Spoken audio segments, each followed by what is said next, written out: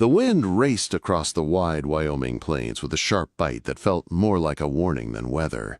It hissed through the tall grass and rattled the loose boards on the little cabin, sitting alone on 40 acres of stubborn land.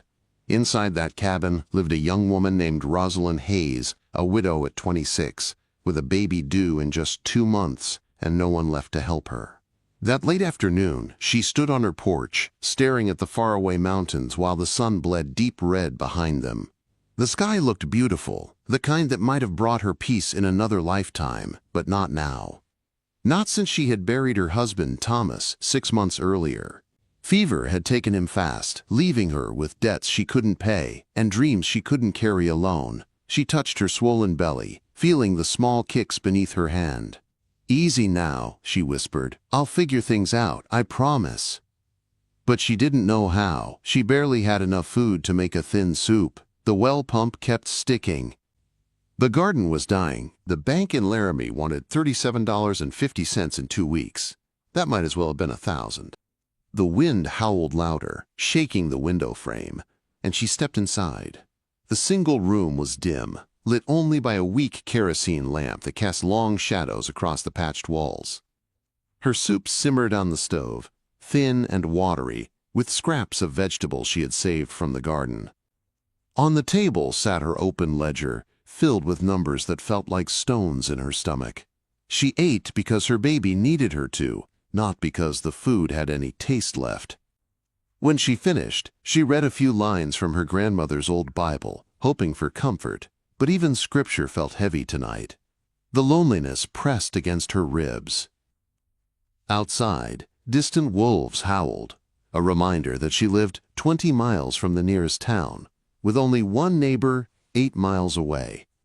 She slept light these days, always listening for trouble. The frontier was no place to be weak. The next afternoon, clouds rolled in from the north, thick and dark. Rosalind had just returned from checking the snares along the creek, empty again, when she heard something unusual, a sound that didn't belong to the wind. A horse, a tired one. She froze on her porch, one hand dropping to her belly, the other reaching for Thomas's rifle leaning by the door. He had insisted she learn to shoot, and she was grateful now. The horse came limping into view, a tall black stallion sweating and stumbling, and on its back slumped a man. His coat was fine, too fine for a poor traveler, and it was stained dark with blood. The stallion reached her creek and stopped, sides shaking with exhaustion. The rider tried to get down but fell hard to the ground, rolling onto his stomach and not moving. Fear shot through her. This could be an outlaw, a murderer, a man running from a fight he started himself. Fine clothes did not mean a clean soul. But then she heard a low groan, a sound full of pain and defeat. Her grandmother's voice rose in her memory like a soft lantern glow. "When someone needs help, my child, we help. That is what makes us human." Still gripping the rifle, she approached slowly. The rider lay face down, his breathing ragged. Up close, she saw the truth of it. The blood soaking his shirt, the pale skin, the way his fingers clawed weakly at the dirt. "Sir," she said firmly, keeping distance, "can you hear me?" He turned his head with effort. His beard was neat but dusty. His eyes, when they finally focused on her, were sharp blue but dimmed with pain. "Water," he whispered, "please." Suspicion wrestled with kindness inside her chest. This could be a trap. He could have others hiding in the grass. But something deep in his eyes, something tired and honest, broke through her fear. "I'll get you some," she said. She rushed to her cabin and returned with a tin cup of cold water. Kneeling beside him, she helped him drink. He swallowed greedily, some of the water spilling down his chin. "Thank you," he rasped. I'm sorry to trouble you." "You're hurt bad," she said. "Can you stand?" He gave her a faint smile. "Doubt it." With great effort, she helped him onto his back. The movement made him cry out, and she saw the bullet wound in his side, angry red, swollen, infected. "Shot 3 days ago," he muttered. "Been running ever since." "For what?" He gave a shaky laugh. "For my life." Against reason and fear, Rosalind made her decision. She couldn't leave him to die on the creek bank like an animal. We're getting you inside." It took nearly an hour of slow crawling, both of them fighting exhaustion, but she managed to get him to her bed. He collapsed onto the old quilt, breathing in short gasps. She cleaned the wound with water and the last of her whiskey. His jaw tightened, but he didn't cry out. "What's your name?" she asked. "Benjamin," he whispered. "Benjamin Caldwell." The cloth fell from her hand. Her heart stopped. She knew that name. Everyone in Wyoming knew that name. But she couldn't speak. She couldn't breathe. Because she had just pulled into her cabin the richest, most powerful rancher in the entire territory. A man worth more land than she could imagine. And he was dying. In her bed, and she had no idea what storm she had just brought into her fragile life. The storm clouds pressed low as evening settled over the Wyoming plains, and inside the tiny cabin, Rosalind Hayes stood frozen beside her bed. Benjamin Caldwell. The Benjamin Caldwell, the man who owned half the territory, the man ranch hands spoke of with a mix of respect and fear, the man whose name could change a town's future with a single decision. And he was lying in her bed, bleeding, fevered, and close to death.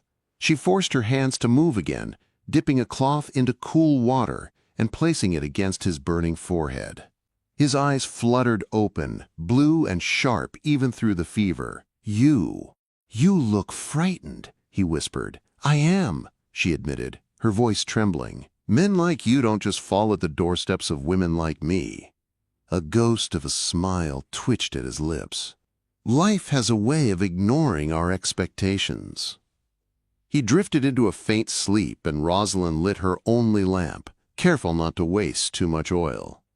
Outside, the wind rattled the cabin walls like restless hands. She worked quietly, cleaning his wound again, checking his breathing, offering water when he stirred. Hours passed.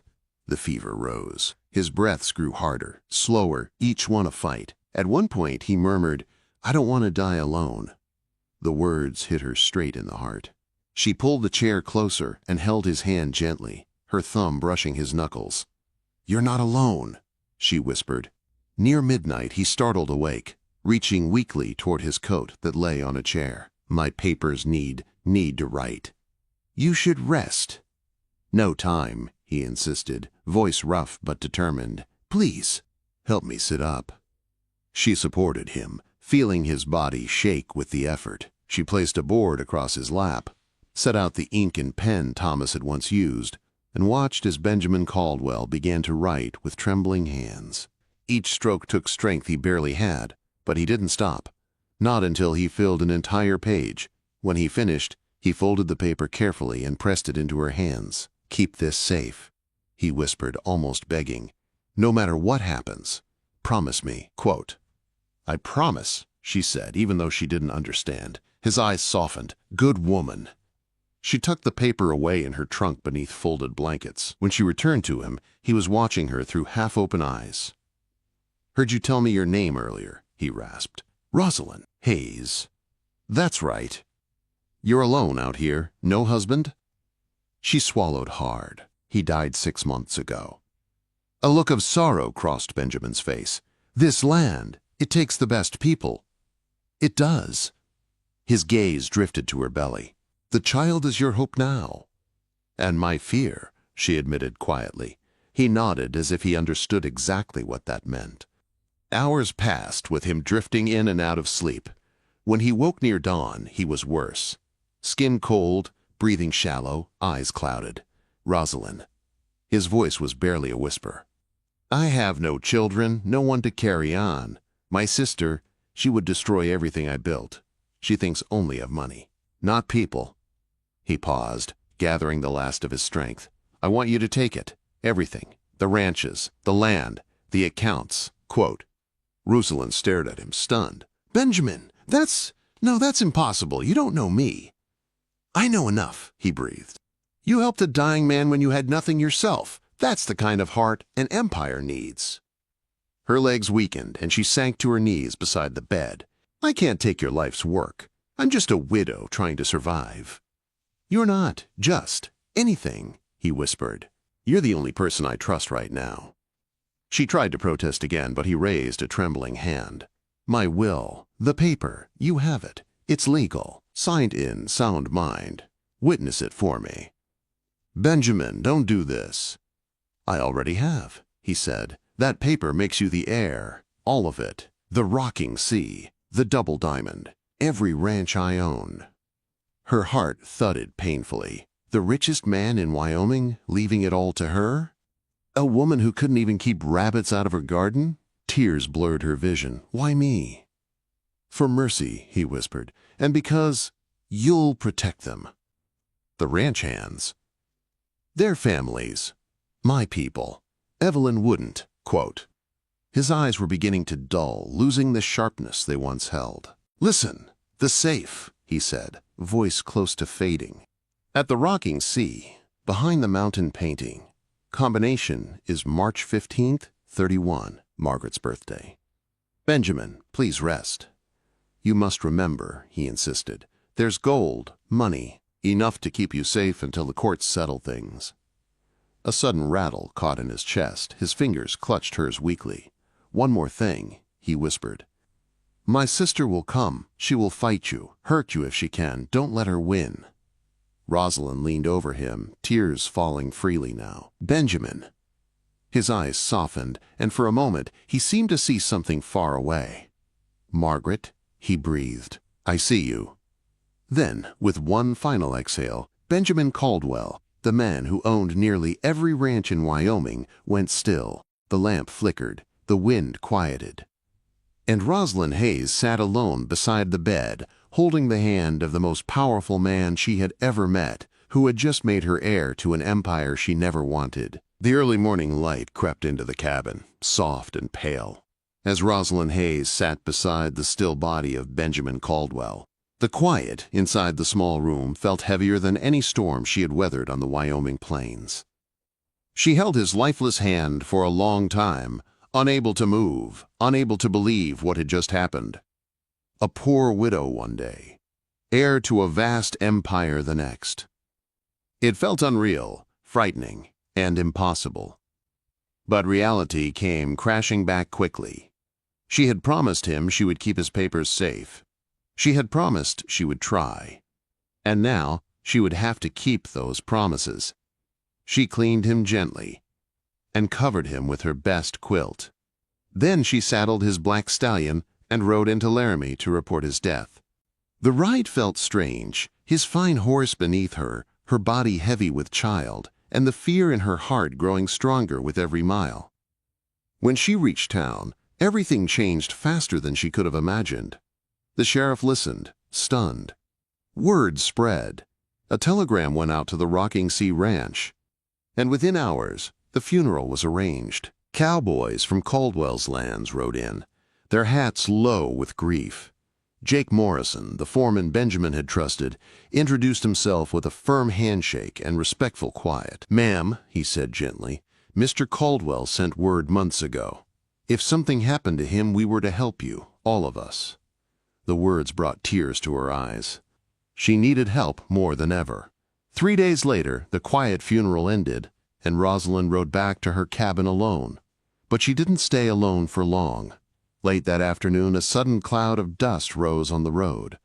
Horses, carriages, expensive ones.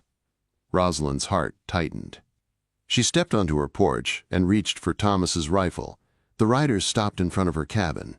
2 black carriages, 6 mounted men, all dressed in matching dark coats. Too fine, too polished, too dangerous. The door of the first carriage opened, and out stepped a tall woman in black silk, her silver hair pinned in a perfect style. Her face was sharp, her eyes cold. Evelyn Caldwell Whitmore, Benjamin's sister. She looked Rosalind up and down with a sneer. "So you're the little widow who claims my brother left his empire to her?" "Not claims," Rosalind said, keeping her voice steady. "He did." Evelyn stepped closer to the porch. "Give me the papers, all of them. They belong to the family." "No," Rosalind said simply. Evelyn stared at her, disbelief turning into fury. "You stupid, simple woman. You're pregnant, alone, and broke. You can't handle this." Hand over the will and I'll give you $500. More money than you've ever seen." Rosalind felt the baby kick inside her. She felt the fear tighten her chest. But she also felt something else. Benjamin's trust. "No," she said again. Richard, Evelyn's spoiled son, pushed forward angrily. "Do you even know who you're talking to? My grandfather built this empire." "And your uncle didn't trust either of you with it," Rosalind replied. Evelyn's face twisted. "I will destroy you. I will make sure the bank evicts you today. I will freeze every penny. You will give birth in the dirt." Rosalind didn't flinch. "I'll see you in court." And so began the war. The threats came first. That same night, her chicken coop burned to the ground. The next morning, her well rope was cut. Someone even salted her garden, killing what little she had grown. She sent a telegram to the federal marshals in Cheyenne. "Urgent. Stop. Threats. Stop. Harassment. Stop. Need protection. Stop." She feared retaliation for that telegram. And she was right. A group of armed men arrived at dusk. The leader, a scarred man named Garrett, delivered Evelyn's message with a cold smile. "Take the money, widow, or things will get worse." Rosalind gripped her rifle. "Get off my land." They left, laughing. But she didn't sleep that night. She sat with the rifle across her lap, praying dawn would come. The courtroom war. Days later, the courthouse in Laramie filled to the walls. People whispered. Some pitied her. Some expected her to fail.